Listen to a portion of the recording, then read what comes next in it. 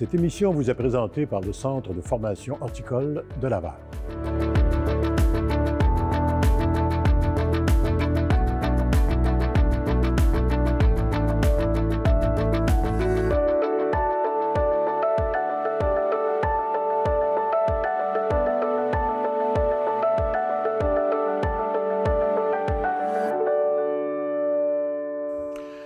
Bonjour et bienvenue à Horticulture. Nous allons miser aujourd'hui sur l'importance de la relève dans le domaine horticole.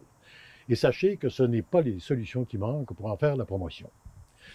C'est en prenant exemple sur la pépinière Villeneuve que Christian va aujourd'hui nous en faire la démonstration. Effectivement, Serge, un des défis de l'agriculture en général, incluant l'horticulture, c'est sa relève. Plusieurs entreprises ferment leurs portes, faute de relève. Mais la pépinière Villeneuve a trouvé une solution très intéressante pour perdurer dans le temps. Donc, nous allons rencontrer les gens qui vont nous expliquer de quelle façon ils vont pousser un peu plus loin et même conserver l'esprit d'origine de pépinière Villeneuve. Allons les rencontrer.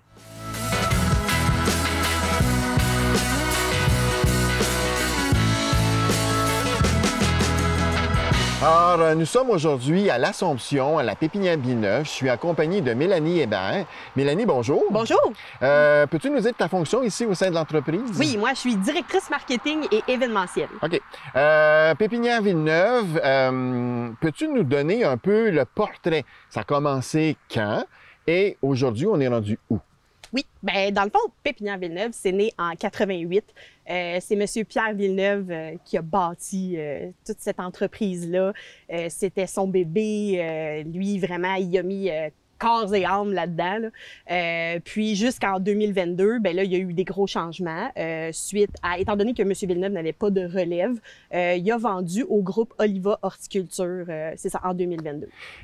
Ce que je veux faire ressortir, c'est souvent on entend parler des centres de jardin, des pépinières, il n'y a pas de relève, donc on met la clé dans la porte, on détruit tout, on fait des blocs, des condos, des genre. Vous avez un site exceptionnel qui pourrait porter évidemment très intérêt aux promoteurs immobiliers. Mais il y a eu un beau changement, à mon avis, par l'acquisition justement d'Oliva Horticulture. Mais Oliva n'est pas une entreprise horticole, là. Non, pas du tout, mais c'est ça qui est beau là-dedans. C'est que Pierre, à quelque part, il a été chanceux parce qu'il a quand même transféré son entreprise à un groupe qui voulait poursuivre son rêve, qui voulait poursuivre justement les ambitions, les projets, puis tout ça. Fait on a vraiment profité de ça. On est vraiment chanceux, justement, comparativement à d'autres entreprises que, malheureusement, ça change complètement de vocation. Nous, on est vraiment restés là-dedans, puis on est contents. Parce qu'Oliva, c'est une firme d'investissement. Exactement. C'est ça. L'idée avec Oliva, c'était de conserver une partie de l'équipe ici pour assurer évidemment ce continuum-là, assurer la sécurité de l'entreprise. Exactement. Tu es ici depuis combien d'années? Moi, je suis ici depuis 19 ans. Fait que j'ai vraiment connu les débuts avec Pierre, puis après ça, le transfert avec Oliva Horticulture. OK. On change. Ça fait quoi, un an à peu près, que le transfert est fait? C'est quoi tes gros changements? Qu'est-ce que tu as vu comme évolution ou transformation? Bien, moi, ce qui m'a vraiment épatée puis qui m'a vraiment enthousiasmée, c'est vraiment de voir à quel point Oliva, ils veulent foncer, ils ont plein de beaux projets, puis ils sont là pour nous donner les moyens d'atteindre ces objectifs-là. Puis c'est ça qui est beau. Parce que ici, là, l'équipe qui est en place, il y en a beaucoup, comme tu disais, qu'ils sont ici depuis longtemps. On a gardé la même équipe parce qu'on veut garder la même essence, la même passion. Les clients, les anciens clients, les nouveaux clients, que c'est la même chose. Exactement. Pépinière Villeneuve, elle reste Pépinière Villeneuve, même avec des choses. Bon. Pépinière Villeneuve, c'est la vente. On va le voir plus tard avec les responsables de l'achat, de l'acquisition du service à la clientèle. Mais c'est plus que ça. Oui, c'est plus que ça. Comme Pierre le voulait avant, on veut devenir une destination horticole. T'sais. On veut pas seulement être un magasin où on vient, on achète nos plantes puis on repart. On veut que les gens passent un beau moment, qu'ils se rapprochent de la nature. Puis on le sait, là, en ville, là, oui, on mise à avoir des parcs, mais c'est pas pareil. Là. Ici, on est au cœur d'une érablière. On a des sentiers d'interprétation. Les gens peuvent venir faire des petits rallyes en famille. Puis on le sait aujourd'hui, là, je veux dire, les activités familiales, là, c'est pas donné. C'est dispendieux. Là, surtout des familles de 2 enfants, 3 enfants, 4 enfants. Donc, nous, c'est ça qu'on veut offrir, justement. Là. Parce qu'on est à côté d'une zone très urbaine. Hein, Exactement. Repentigny n'est pas loin, puis on s'entend que c'est assez bâti. Oui. Donc, c'est un îlot de verdure. C'est gratuit, là? Oui, oui, c'est complètement gratuit. Sur les heures d'ouverture du centre jardin, les gens sont aucunement obligés d'acheter, même si je suis convaincue qu'il y a des coups de cœur et que les gens peuvent pas s'en empêcher. Mais c'est gratuit, là, l'accès à notre mini-ferme, les sentiers. Ici, justement, on est dans les jardins de démonstration. On a des aires de pique-nique. Les gens peuvent amener leur collation. Que vous fassiez du vélo puis que vous passiez par la presqu'île ici, là, vous pouvez arrêter, là, prendre une pause, les salles de bain, on a un abreuvoir, venir voir notre boutique. Et il n'y a aucune obligation d'acheter, là. C'est ça la beauté de la chose. Mais ça vaut la peine de se promener sur le centre jardin, là. Parce que dans ta fonction, tu as le côté événementiel. Exactement, oui. Fait que c'est de développer aussi cet attrait touristique, agro-touristique-là. Exactement. Évidemment. On veut attirer les gens, puis c'est ça, profiter du site là, pour faire des activités. Avant, il y avait le sentier d'Alice au Pays des Merveilles. Oui. Alice est partie. Oui, elle est partie. Mais les sentiers reviennent. Oui, exactement. C'est justement moi qui avais créé les sentiers d'Alice au Pays des Merveilles Blanche-Neige. Comme tout le monde le sait, on a connu la COVID, on a dû s'adapter. Elle a pris une pause, on peut dire, pour l'instant. Elle a pris une pause, elle est allée se reposer. Moi, je pense que j'ai très bon espoir qu'elle fera son retour éventuellement. Mais nos sentiers sont toujours là. Puis comme je disais tantôt, on a des panneaux d'interprétation qui parlent de différents sujets comme les animaux, la flore, les arbres, les oiseaux. Puis juste de venir se promener dans les sentiers, on peut remplir des petits rallyes, des petits quiz avec les enfants. Puis c'est le fun, ils peuvent courir. Il n'y a pas de voiture, il n'y a pas... Et on est en nature. Exactement, c'est là-dessus qu'on mise. Oui. Tu vois quoi, toi, dans le futur? Dans le futur, ce que je vois, c'est de vraiment, encore là, devenir la destination. Qu'on ne soit pas, comme je disais, juste un centre-jardin, que les gens viennent passer un bon moment, qu'ils viennent passer une bonne partie de la journée, qu'on soit reconnu pour ça. Là, que quand les gens... si tu passes par l'Assomption, la région de la Naudière, il faut arrêter là. C'est vraiment complet là, comme journée. Là, puis c'est ça qu'on vise. Puis Oliva Horticulture nous en donne vraiment les moyens. Là. Parfait. On peut aller sur le site Internet de l'entreprise. Tout est indiqué là. Oui, on est très, très actifs sur les réseaux sociaux aussi. Ça. Les gens peuvent aller là. Mélanie, merci. Bien, merci. Alors, comme destination horticole, c'est vraiment réussi. Sentier d'interprétation, mini-ferme, des aires de pique-nique et de nombreux attraits agrotouristiques à découvrir. Et en plus, Christian, on y cultive des dizaines de milliers d'arbres et de plantes en pot. Effectivement, j'ai eu la chance de rencontrer, je pense, la personne toute désignée pour nous expliquer un peu les services que Pépinière Villeneuve peut nous offrir. Monsieur Sylvain Latulippe est le spécialiste tout désigné. Allons le rencontrer pour qu'il nous explique justement ce que Pépinière Villeneuve a à nous offrir. Alors, je suis en compagnie de Sylvain Latulippe. Sylvain, c'est quoi tes fonctions ici à Pépinière Villeneuve? Bien, ici, à Pépinière Villeneuve, moi, je suis responsable du service à la clientèle, du conseil horticole, puis des alertes phytosanitaires, c'est-à-dire les insectes, les champignons, ces choses-là. Donc, tu as un grand terrain à couvrir. Bien, j'ai toute la pépinière à couvrir, sauf la production, mais tout le centre-jardin, c'est moi qui le couvre. Bien, parlons de ça, le centre de jardin. Avec Mélanie, on a vu l'entreprise, d'où elle est partie puis où elle est rendue. Ouais. Mais après ça, c'est bien beau, mais il y a des clients qui viennent. Ouais. Tu as des clients, évidemment, en particulier, mais corporatifs, probablement les villes ou des paysagistes. Bien, c'est quoi ton inventaire? Comment tu gères tout cet espace-là? Bien, ici, il faut comprendre que c'est très grand. On va avoir au-dessus de 200 000 plantes en pot, réparties sur 1000 variétés. En plus, à la production, on a entre 75 000 puis 100 000 arbres, arbustes, conifères qui sont en terre, qu'on attend, qu'on entretient, qu'on minouche. Qui sont en pépinière, justement. C'est ça, parce qu'il faut faire la différence entre un centre-jardin et une pépinière. Un centre-jardin, c'est où est-ce qu'on vend les plantes, qu'on vend des accessoires. Pépinière, c'est où est-ce qu'on les cultive, les plantes. Très bonne comparaison. J'imagine que tu n'es pas tout seul. Ah non, je ne suis pas tout seul. Là. Ici, on est une équipe. Disons qu'en haute saison, là, de fin avril aller jusqu'à fin juin, on est environ 60 employés. On a 9 employés, des travailleurs étrangers, surtout des Mexicains qui viennent nous prêter main forte. Puis on a aussi toute l'administration qui met la main à la pâte. Il y en a une partie à la production et il y en a une partie ici. OK. Bon, ben ces gens-là sont ici, ils font l'entretien, ils font le suivi. Tu parlais du service à la clientèle. Quel type de clientèle on va retrouver à Pépinière Villeneuve? Ah, c'est bien varié. On va avoir les nouveaux résidents qui arrivent avec leur maison, nouvelle maison. Là, ils ont tout à refaire. Donc, c'est des conseillers. Ils partent à zéro. Comment est-ce qu'on fait? On a aussi ce que moi j'appelle là, les vrais passionnés là, qui cherchent la rareté, qui viennent nous voir. As-tu reçu ça? Non, mais peut-être, hein, puis qui reviennent régulièrement. C'est sûr aussi, on a les villes.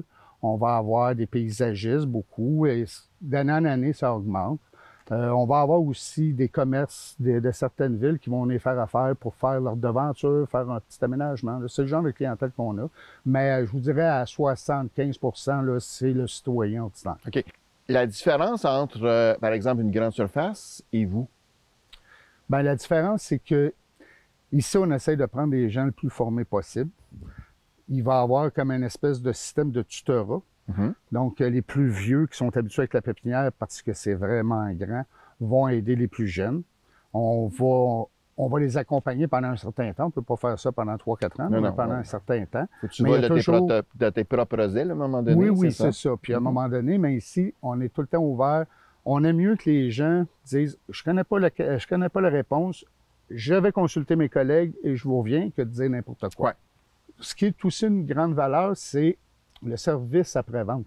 Ah ouais, parce que les clients achètent des plantes comme là où cette année, mais c'est le printemps chaud. Il y a beaucoup de champignons, beaucoup d'insectes. Les clients viennent nous voir.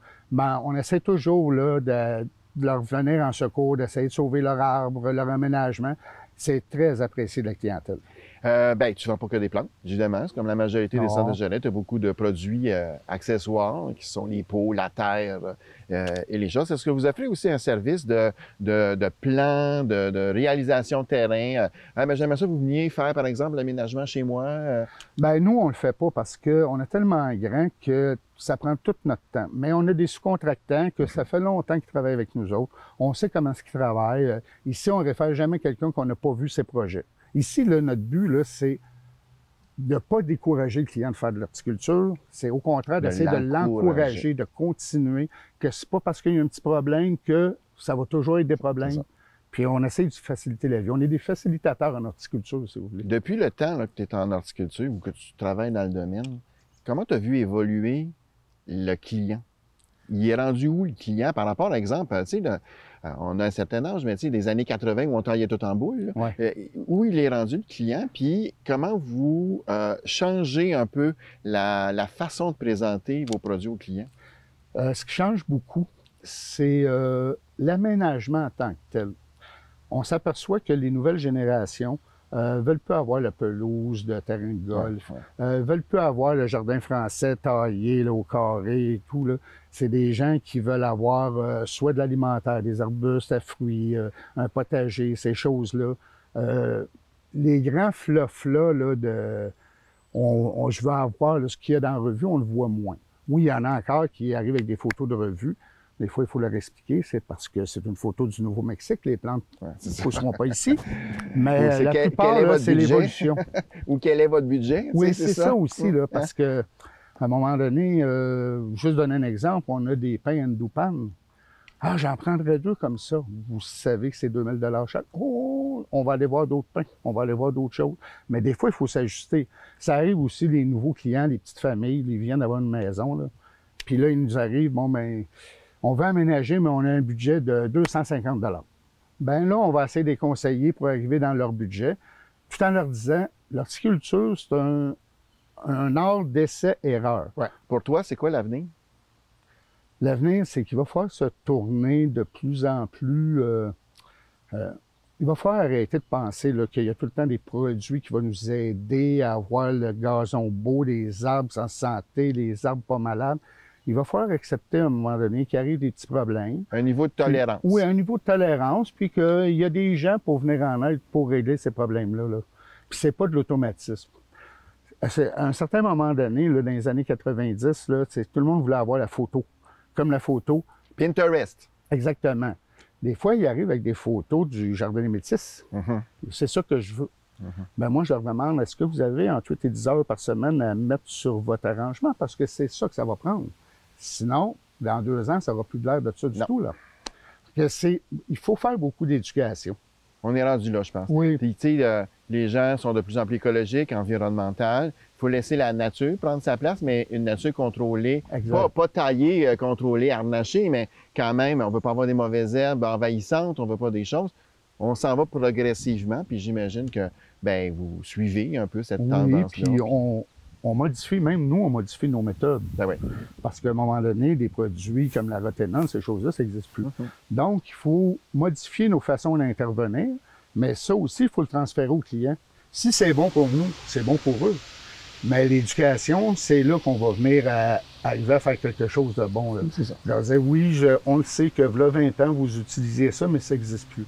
Mais on va vous proposer telle méthode. D'où le place. professionnalisme. Exactement. Merci beaucoup pour votre accueil. Ça me fait plaisir. Notre prochaine visite s'effectue au jardin Champ de rêve. Pas besoin d'en ajouter. Un tel site ne pouvait être baptisé autrement, n'est-ce pas, Christian? Effectivement, mais quelle belle découverte. J'ai rencontré son propriétaire, Mac Rossi, ainsi que M. Daniel Saint-Martin, qui s'occupe de la structure des œuvres d'art. Vous allez voir, vous allez découvrir avec nous quelque chose d'exceptionnel. Allons donc les rencontrer.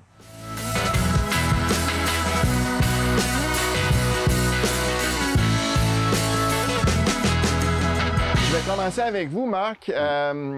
C'est magnifique chez vous, Merci. Vraiment magnifique. On ne peut pas s'attendre à avoir un jardin botanique de cette qualité-là. Ça a commencé quand et comment, ça? Ah, je commence dans l'année de 2015. J'ai juste commencé les trottoirs, une coupe d'arbres, parce que j'habite juste à l'autre côté de chemin ici. Ouais. Et j'ai transplanté des arbres, j'ai déménagé ici, je transplante des arbres, des vivaces. Je commence comme ça, mais la première chose en 2015, c'est commence avec On structure. le structure, C'est ça. le infrastructure, Ouais. c'est ça. L'année après, mais on plante une champ de lavande en 2014. OK. 20 000 plantes. So, ça, c'est mon première plantation parce que c'est juste une champ ici avec juste de foin, c'est tout. Il n'y a pas d'arbre, il n'y a rien ici. Fait qu'en 8 ans, Oui, on est parti d'un champ de foin à Oui. ça. oui, c'est ça. Chaque côté des champs, ça existe les arbres naturels, Ouais. mais le reste, c'est nous qui plantons. Et dans 2016, j'ai ouvert au public dans le mois de juillet Ouais. 2016. Oui. Mais c'est pas comme ça, c'est plus petit et il y a moins de. C'est nouveau, c'est OK. nouveau. Mais Daniel est arrivé quand? c'est étrange. 2016. J'ai commencé en 2015 avec des sculptures en terre. Ouais. Mais je En suis pas sable, sûr comment je sculpture vais, de sable. comment je vais faire comme le serpent. Comment je vais faire le serpent avec le terre. So, mon comptable dit, oh, je connais un monsieur, il va aider vous avec ça. What? Qui? So, un monsieur, un Italien, vient avec un accent de New York. Son nom, Tino. c'est Dino. Tino. Tino, oui. Tino dit, oh, je connais 2 hommes, ils sont capables de travailler pour vous. So, Daniel vient avec un autre gars, Jerry, et tout de suite, on a un commence bon la rapport. queue. So, je dis, OK, let's go. On commence les premières structures. Oui, on commence le premier structure. Premier projet, c'était la queue de la baleine. Oui. La queue de la baleine qui est derrière moi. C'est ça. Ouais. Donc, c'est le premier projet installé. Donc, une infrastructure au sol. Après ça, on vient monter la première structure. Oui, oui, Puis là, de fil en aiguille, on ajoute. oui. On ajoute. Ajoute. Chaque année, on ajoute. OK. Le deuxième projet, c'était le Cobra. Le cobra qui est là-bas. Oui. Ça, il y Puis avait- après ça, mais vous me disiez tantôt que la majorité des plantes qui sont installées ici servent de plantes pour la reproduction, pour vendre Oui, dans votre centre de c'est ça. jardin. Chaque année, on divisait des plantes qui sont grandes, mais c'est mon place de production ici. Ouais. Des fermiers, ils plantent dans le range comme ça. Moi, j'ai planté dans le jardin. Ce jardin-là, il est ouvert au public. Oui, c'est ouvert au Les gens, public, oui. évidemment, il y a des frais d'entrée. Oui. C'est entretenu pile poil. Merci. Combien vous avez d'employés pour entretenir ça? Mais probablement, il y a juste 3 gars full-time qui juste enlèvent les mauvaises herbes. Un autre 2 personnes qui coupent le gazon, taillent les plantes.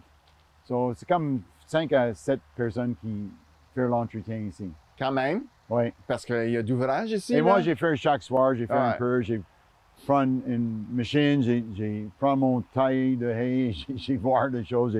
Donc, vous êtes actif dans la Oui. réalisation et l'entretien de Oui. ce jardin-là. Quel site extraordinaire!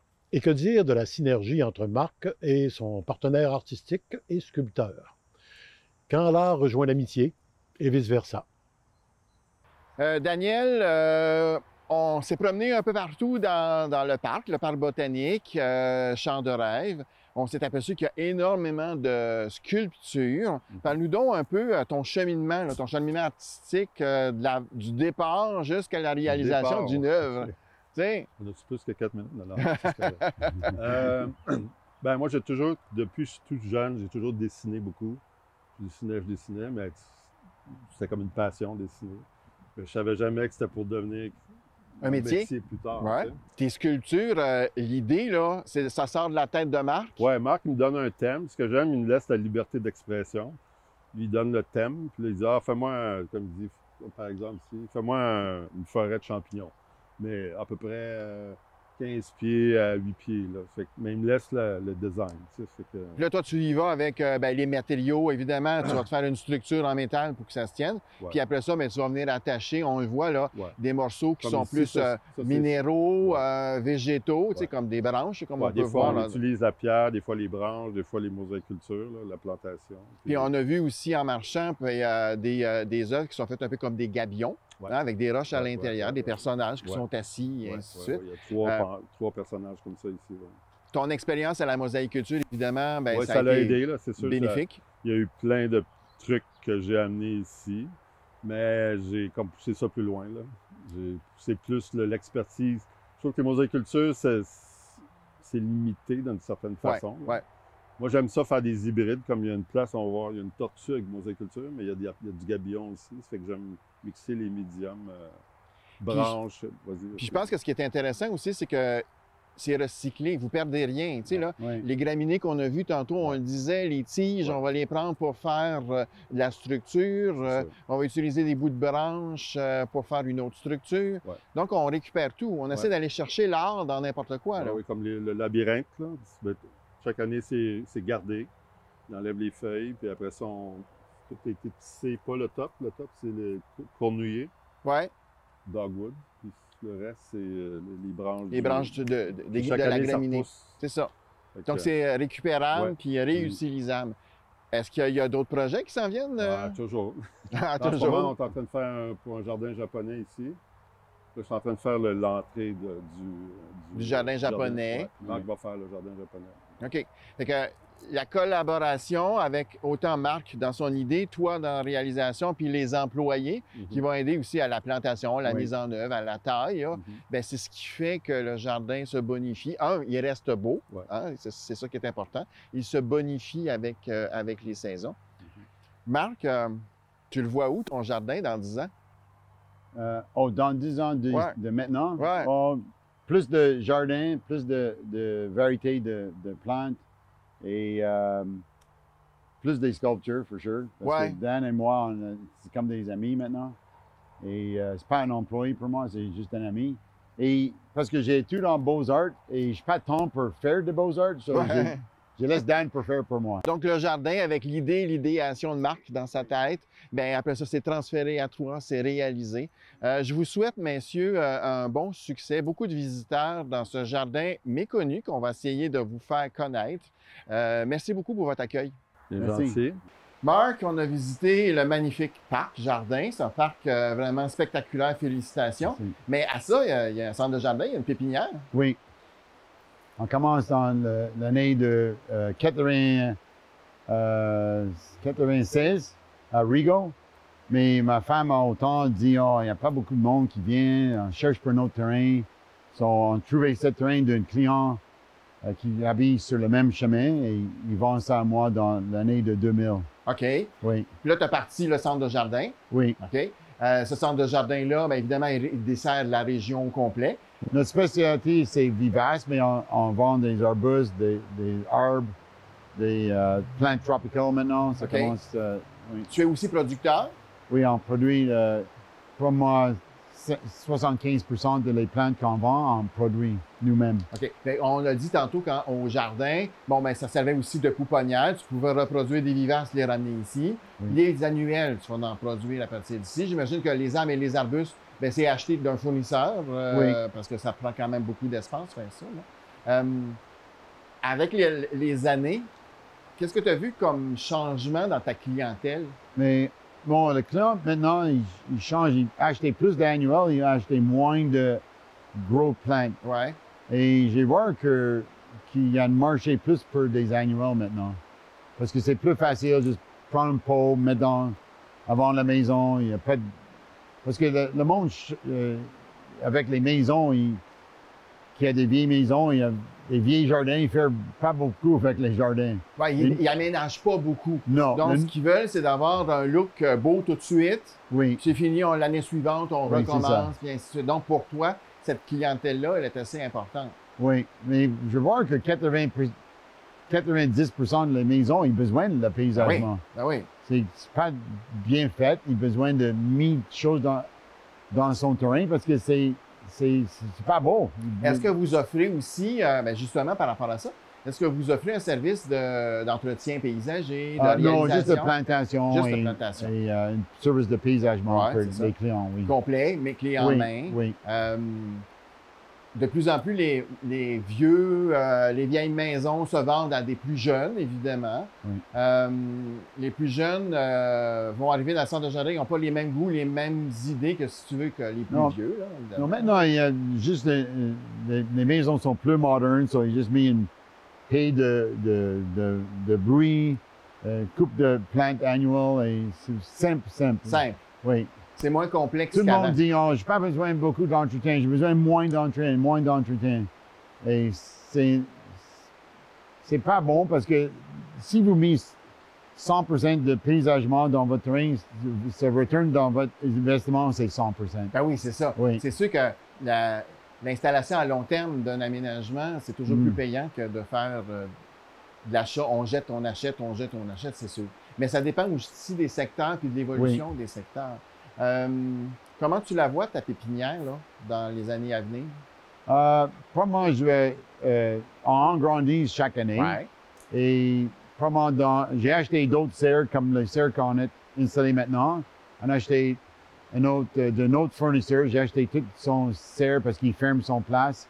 Et j'ai la même grandeur de serre que je vais installer dans le mois d'octobre cette année. OK. So, j'ai besoin de plus d'espace parce qu'on a besoin de plus d'espace de l'intérieur. Ouais. On probablement change cette pépinière pour laisser ouvert toute l'année. Ouais. Là, ton fils est jeune. Oui. Hein? Éventuellement, une relève va peut-être arriver pour que ce que tu investis, ça perdure dans le temps. Oui. Je te souhaite bonne chance dans ton projet. Je pense que c'est important que vous soyez découvert, que vous soyez connu, parce que c'est vraiment un petit coin, une belle surprise pour moi. Puis toi aussi, bonne chance dans tous tes projets, tes œuvres, tes idées et ton montage. Puis au plaisir de vous revoir, messieurs. C'est sûr, Merci. on va se croiser, c'est ça. Oui, c'est sûr. OK. All right. OK. Merci beaucoup. C'est tout pour aujourd'hui. Et Christian, je dois t'avouer que j'en aurais pris encore pour quelques heures. On est vraiment choyé de pouvoir profiter de tels sites ici au Québec. Alors, merci à tous nos invités et leurs collaborateurs. Et à la semaine prochaine. À toutes et à tous, bon jardinage.